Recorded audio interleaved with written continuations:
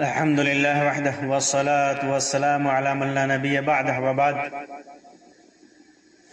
محترم سامعین و ناظرین، آج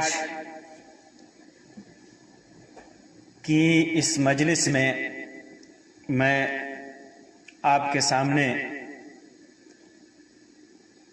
ان دو جہنمیوں کے بارے میں بتاؤں گا جن کا ذکر اللہ کے رسول صلی اللہ علیہ وسلم نے کیا ہے۔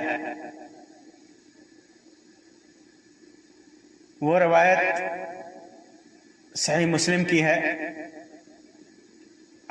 جابر بن عبداللہ رضی اللہ تعالیٰ عنہ سے مروی ہے، اور اس روایت کے بعض حصے صحیح بخاری اور دیگر کتابوں کے اندر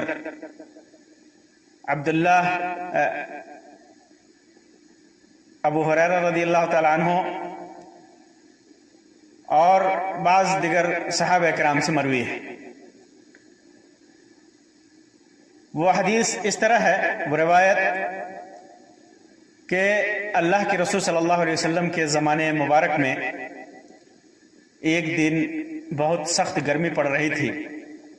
اسی دن سورج کا گرہن ہوا، سورج میں گرہن لگا تو اللہ کے رسول صلی اللہ علیہ وسلم نے اپنے اصحاب کے ساتھ سورج گرہن کی کسوف کی نماز پڑھی، اور اس روایت میں نماز کے پورے طریقے کا ذکر ہے کہ اللہ کے رسول صلی اللہ علیہ وسلم نے کس طرح نماز پڑھائی، کتنی لمبی پڑھائی۔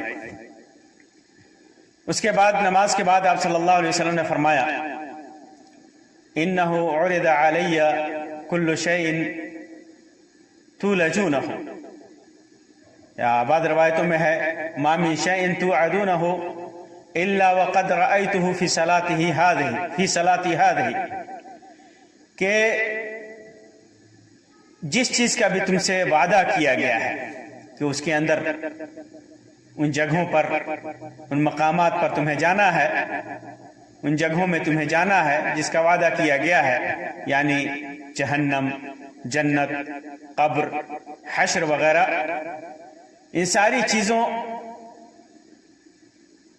کو مجھے دکھایا گیا، ہر ساری چیزیں مجھ پر پیش کی گئی۔ پھر اسی میں عرضت علی الجنہ، میرے اوپر جنت کو پیش کیا گیا، جنت دکھائی گئی، تو جنت میرے سامنے ایسی آئی کہ میں نے اس میں سے ایک گچھا لینا چاہا۔ بعض روایتوں میں ہے کہ اگر میں ایک گچھا لینا چاہتا تو لے لیتا، اس جنت کے گچھے میں سے، باغ میں سے ایک گچھا لینا چاہتا تو لے لیتا۔ اور بعض روایتوں میں ہے کہ میں نے گچھا لینا چاہا لیکن میرا ہاتھ نہیں پہنچا، میرا ہاتھ اس تک نہیں پہنچا۔ اور یہ اس وقت ہوا، صحابہ کرام سے آپ صلی اللہ علیہ وسلم نے فرمایا کہ تم لوگوں نے مجھے دیکھا تھا نماز میں کہ میں تھوڑا سا آگے بڑھا تھا، جھپٹا تھا۔ یہ اس وقت ہوا، اسی وقت مجھ کو دکھایا گیا تھا، اور میں چاہتا تھا، میں اپنے ہاتھ کو میں نے بڑھایا تھا جنت کی طرف، اور میں چاہتا تھا کہ اس میں سے کچھ پھل لے کر کے میں تجھے دکھاؤں، میں تم لوگوں کو دکھاؤں، لیکن میں نے ایسا نہیں کیا، میرے دل میں یہ بات آئی کہ میں ایسا نہ کروں۔ پھر اس کے بعد عرضت علی النار، میرے اوپر جہنم کو پیش کیا گیا، جہنم میرے اوپر مجھے دکھائی گئی، میرے سامنے دوزخ آئی، اور ایک روایت میں ہے جیء بالنار، اور جہنم کو لایا گیا۔ یہ اس وقت ہوا جب تم لوگوں نے مجھے دیکھا کہ میں پیچھے ہٹ رہا ہوں، نمازی کی حالت میں میں پیچھے ہٹ رہا ہوں، تم لوگوں نے دیکھا تھا، میں پیچھے اس لیے ہٹ رہا تھا کہ مخافت ان یصیبنی من لفحها، کہ اس کی آنچ، اس کی تپش اور اس کی لو مجھ کو जला न दे या मेरे पास मुझ तक पहुंच न जाए, इस डर से मैं पीछे हटा कि शायद मुझे लग जाए उसकी आग। तो ये जहन्नम और जन्नत दोनों मेरे ऊपर पेश की गई। फिर अल्लाह के रसूल सल्लल्लाहु अलैहि वसल्लम ने फरमाया कि फराअयतु फीहा इम्रअतम मिन बनी इसराइल, मैंने बनु इसराइल की एक औरत को उसके अंदर देखा, उस आग में जलते हुए, उस जहन्नम में अजाब में मुब्तला मैंने देखा एक औरत को। और एक रिवायत में है इम्रअतन हिम्यरियतन सौदा कबीला, एक हिम्यर कबीले की औरत थी जो काली थी और लंबी थी। मैंने उसको उस जहन्नम में देखा अजाब देते हुए। क्यों? कि तो अज़ब फी हिर्रतिल्लाह, वजह क्या थी कि एक बिल्ली के सिलसिले में उसे अजाब दिया जा रहा था। एक बिल्ली है, जिस बिल्ली को उसने बांध रखा था, उस बिल्ली को उसने रस्सियों में बांध रखा था, उसे छोड़ती नहीं थी कि वो अल्लाह की जमीन में घूम करके जमीन की चीजों से खाए, जमीन के कीड़े मकोड़े खा करके अपनी जिंदगी गुजारे। उसने उसे खोला नहीं बल्कि बांधे रखी, यहां तक कि वो बिल्ली मर गई। अल्लाह की इस मखलूक को, अल्लाह की इस जानदार को बिला किसी वजह के, बिला तकलीफ के, उसने इसे कोई तकलीफ नहीं पहुंचाया था, फिर भी उसने उस बिल्ली को बांध करके और उसे अजाब दिया था, उसे तकलीफ दिया था, उसको खाना पीना नहीं दिया था, यहां तक कि वो बिल्ली मर गई। इसी वजह से अल्लाह तबारक व तआला इसके बदले में उसे जहन्नम में डालकर उसे अजाब दे रहा है। गौर कीजिए कि अल्लाह की मखलूक को तकलीफ देने का कितना बुरा अंजाम है। अल्लाह की किसी भी मखलूक को, किसी भी जीदार मखलूक को जिसके अंदर जान है, उसको तकलीफ देना कितना बड़ा गुनाह है कि उसकी वजह से, बिल्ली की वजह से एक औरत जहन्नम में जल रही है। इसी तरह अल्लाह के रसूल सल्लल्लाहु अलैहि वसल्लम ने ये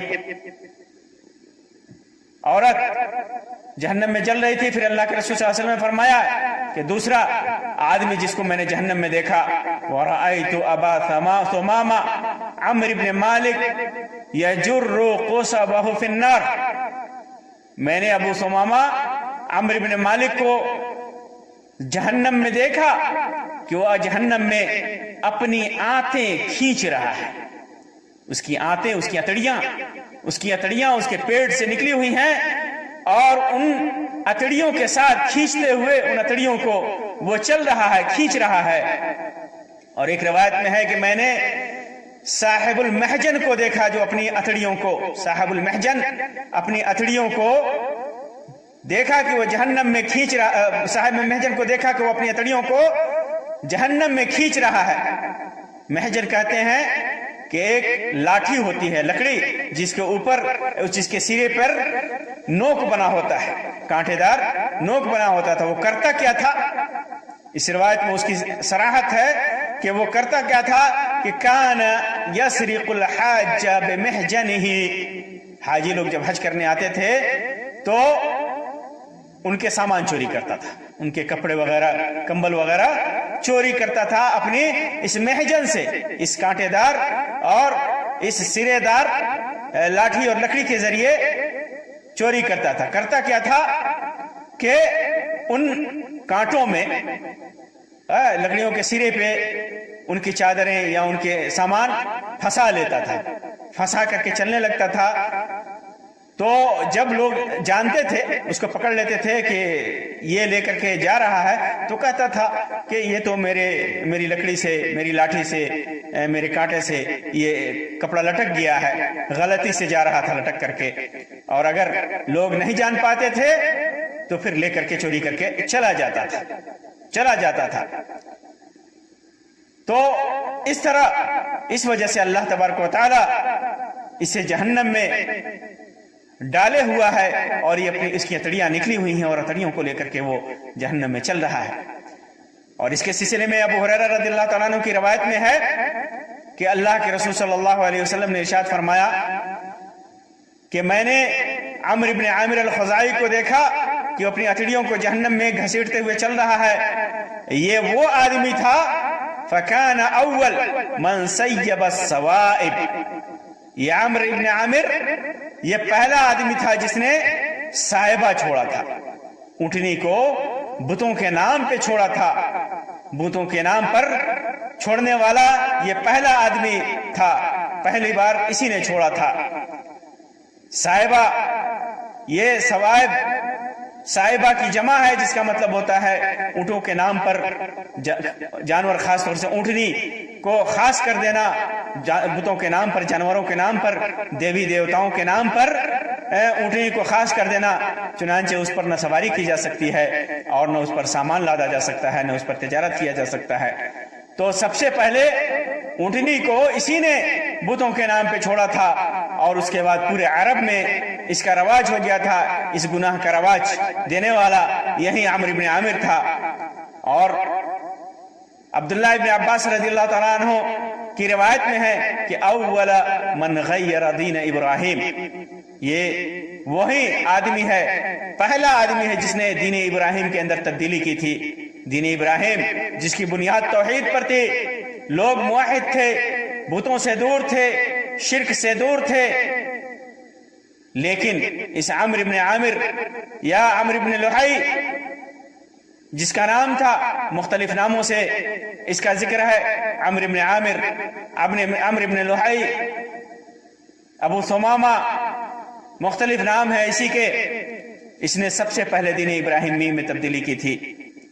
اس کا واقعہ ہے جسے سیرت نگاروں نے اور محدثین نے اپنی کتابوں کے اندر اس کے واقعات کو ذکر کیا ہے۔ بعض روایتوں میں آتا ہے کہ عمرو ابن عامر ابن لحی خزاعی جاہلیت میں یہ عرب خصوصاً مکہ کا سردار تھا، مکہ کے سرداروں میں سے تھا۔ بعض ضرورتوں کے تحت یہ ملک شام گیا۔ بعض روایتوں میں آتا ہے کہ یہ بیمار پڑ گیا تھا، تو بیماری کے علاج کے لیے کسی نے اس کو بتایا کہ ملک شام جاؤ، وہاں پر اس کا علاج موجود ہے۔ اور بعض روایتوں میں ہے کہ بعض کام سے یہ ملک شام گیا، وہاں گیا تو اس نے دیکھا کہ ملک شام میں، یہ وہ ملک شام ہے جہاں جو انبیاء کی سرزمین ہے، جہاں زیادہ تر انبیاء مبعوث کیے گئے، زیادہ تر رسول وہیں پہ آئے، وہاں گیا اور اس نے دیکھا کہ لوگ بتوں کی عبادت کر رہے ہیں، مختلف بت ہیں، ان کے مختلف مورتیاں ہیں جن کے سامنے لوگ جھکتے ہیں، ان کی عبادت کرتے ہیں۔ تو اس نے وجہ پوچھی، اسے بڑا اچھا لگا کہ لوگ جو ہے ان کے سامنے سجدہ کرتے ہیں، ان سے منتیں مانگتے ہیں۔ تو پوچھا کہ یہ کیا ہے، یہ تم لوگ کیا کر رہے ہو؟ تو ان لوگوں نے کہا کہ ہم ان بتوں سے مدد مانگتے ہیں تو یہ ہماری مدد کرتے ہیں، بارش نہیں ہوتی ان بتوں سے بارش طلب کرتے ہیں تو یہ ہمارے لیے یہ بت بارش برساتے ہیں۔ تو اس نے کہا کہ ہمارے مکہ میں بارش کی بہت زیادہ ضرورت ہے، ہم بارش کے زیادہ محتاج ہیں، ہمیں ضرورت ہے کہ ہم انہیں لے جا کر کے ان سے بارش طلب کریں، تم لوگ ایک بت مجھے دے دو۔ چنانچہ ان لوگوں نے ایک بت دے دیا۔ بعض روایتوں میں آتا ہے کہ اسی بت کا نام حبل تھا، حبل تھا اس بت کا نام۔ حبل کے بعد ہی مکہ میں بہت سارے بتوں کا رواج ہوا، جن میں لات، منات، عزا نامی مختلف بت نصب کیے گئے خانہ کعبہ کے اندر۔ یہ حبل نامی بت کو لے کر کے آیا اور اس نے جا کر کے مکے میں اس بت کی طرف، اس بت کی عبادت کی طرف لوگوں کو بلایا، اور پھر وہاں سے جزیرہ عرب میں بتوں کا رواج ہوا، بتوں کی لوگ عبادت کرنے لگے، ایک اللہ کو چھوڑ کر بتوں کے سامنے سر جھکانے لگے، بتوں کا سجدہ کرنے لگے۔ یہ وہ پہلا آدمی تھا جس کی پاداش میں جزیرہ عرب میں بت پرستی کو رواج دینے والا یہ پہلا آدمی تھا جس کی پاداش میں اللہ تبارک و تعالیٰ نے اسے جہنم میں ڈال دیا ہے۔ جس کی اتڑیاں نکلی ہوئی ہیں اور اتڑیوں کو گھسیٹتے ہوئے جہنم میں چل رہا ہے۔ ایک بات یہ بھی ذکر کی جاتی ہے کہ جناتوں کی طرف سے اسے خواب میں دکھایا گیا کہ نوح علیہ السلام کے زمانے میں جو بت تھے، جن کا ذکر قرآن مجید کے اندر ہے، سواع، ود، یغوث، یعوق، نصر، یہ سارے جس نام کے بت ہیں، یہ سارے بت جدہ کے اندر مدفون ہیں۔ جدہ کے اندر ایک مقام پر انہیں دفن کیا گیا ہے۔ چنانچہ یہ عمرو بن عامر جدہ آیا، لوگوں سے مشورہ کیا اور ان بتوں کو نکال کر ارض تہامہ چلا گیا، تہامہ نامی مقام پر چلا گیا۔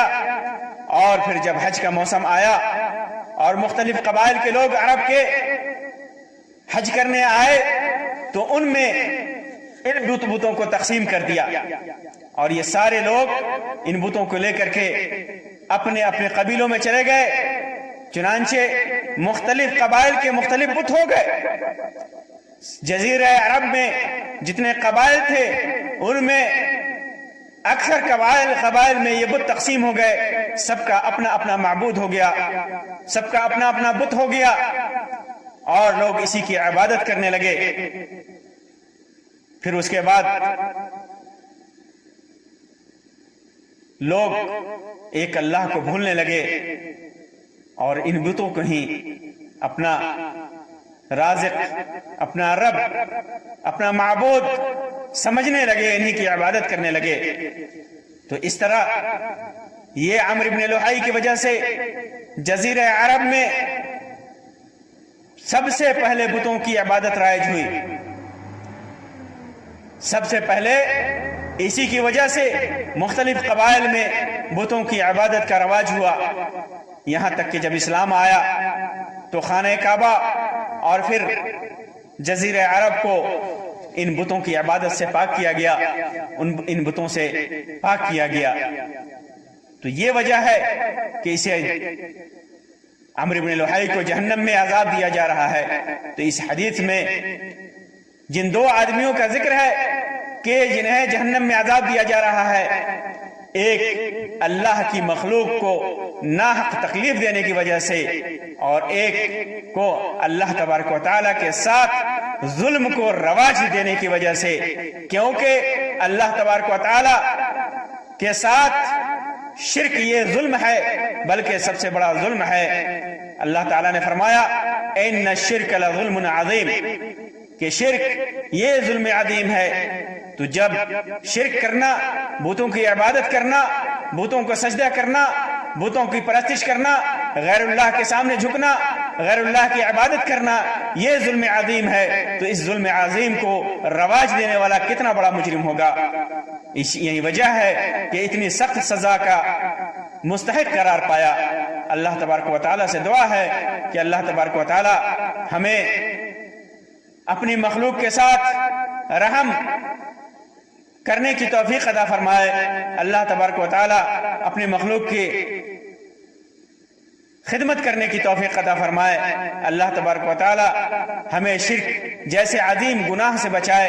اللہ تبارک و تعالیٰ ہمیں پکا سچا مومن موحد بنائے۔ آمین یا رب العالمین۔